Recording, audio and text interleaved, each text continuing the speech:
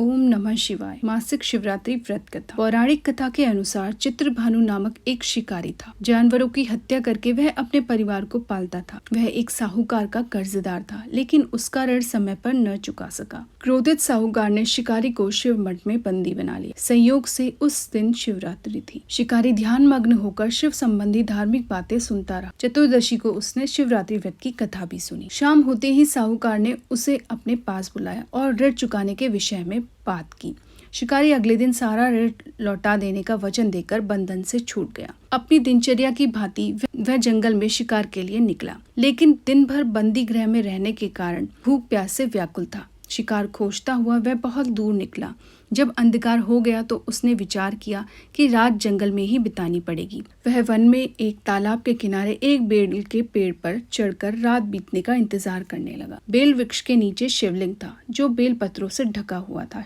शिकारी को उसका पता न चला। पड़ाव बनाते समय उसने जो टहनियां तोड़ी वे संयोग से शिवलिंग पर गिरती चली गई। इस प्रकार दिन भर भूखे प्यासे शिकारी का व्रत भी हो गया और शिवलिंग पर बेल पत्र भी चढ़ गए।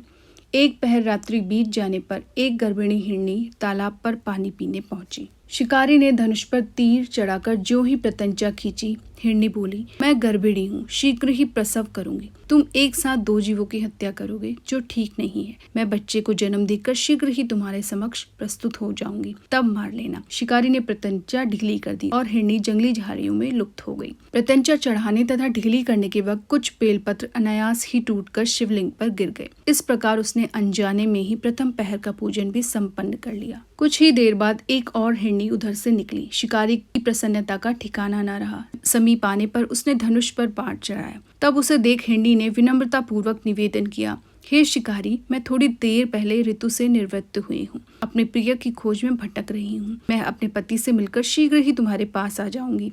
शिकारी ने उसे भी जाने दिया। 2 बार शिकार को खोकर उसका माथा ठनका। वह चिंता में पड़ गया। रात्रि का आखिरी पहर बीत रहा था। इस बार भी धनुष से लगकर कुछ बेलपत्र शिवलिंग पर जा गिरे तथा दूसरे पहर की पूजा भी संपन्न हो गई। तभी एक अन्य हिरनी अपने बच्चों के साथ उधर से निकली। शिकारी के लिए यह स्वर्णिम अवसर था। उसने धनुष पर तीर चढ़ाने में देरी नहीं लगाई। वह तीर छोड़ने ही वाला था कि हिरनी बोली, हे शिकारी, मैं इन बच्चों को इनके पिता के हवाले करके लौट आऊंगी। इस समय मुझे मत मारो। शिकारी हंसा और बोला, सामने आए शिकार को छोड़ दूं?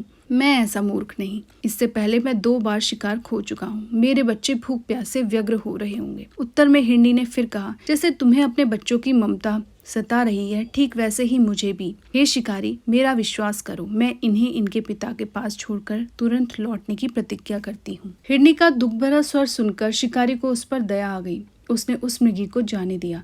शिकार के अभाव में तथा भूख प्यास से व्याकुल शिकारी अनजाने में ही बेल वृक्ष पर बैठा बेल पत्र तोड़ तोड़कर नीचे फेंकता जा रहा था। पौ फटने को हुई तो एक हष्ट पुष्ट मृग उस रास्ते पर आया। शिकारी ने सोच लिया कि इसका शिकार वह अवश्य करेगा।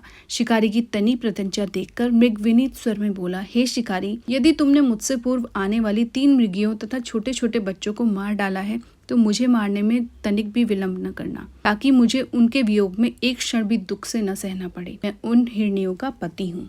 यदि तुमने उन्हें जीवन दान दिया है तो मुझे भी कुछ क्षण का जीवन देने की कृपा करो। मैं उनसे मिलकर तुम्हारे समक्ष उपस्थित हो जाऊंगा। मृग की बात सुनते ही शिकारी के सामने पूरी रात का घटना चक्र घूम गया। उसने सारी कथा मृग को सुना दी। तब मृग ने कहा, मेरी 3 पत्नियां जिस प्रकार प्रतिज्ञाबद्ध होकर गई हैं, मेरी मृत्यु से अपने धर्म का पालन नहीं कर पाएंगी। अतः जैसे तुमने उन्हें विश्वास पात्र मानकर छोड़ा है, वैसे ही मुझे भी जाने दो। मैं उन सब के साथ तुम्हारे सामने शीघ्र ही उपस्थित होता हूँ। शिकारी ने उसे भी जाने दिया। इस प्रकार प्रातः हो गई। उपवास, रात्रि जागरण तथा शिवलिंग पर बेलपत्र चढ़ने से अनजाने में ही पर शिवलिंग की पूजा पूर्ण हो गई। पर अनजाने में ही की हुई पूजा का परिणाम उसे तत्काल मिला। शिकारी का हिंसक हृदय निर्मल हो गया। उसमें भगवत शक्ति का वास हो गया। थोड़ी ही देर बाद वह मृग सपरिवार शिकारी के समक्ष उपस्थित हो गया, ताकि वह उनका शिकार कर सके। किंतु जंगली पशुओं की ऐसी सत्यता, सात्विकता एवं सामूहिक प्रेम भावना देखकर शिकारी को बड़ी ग्लानि हुई।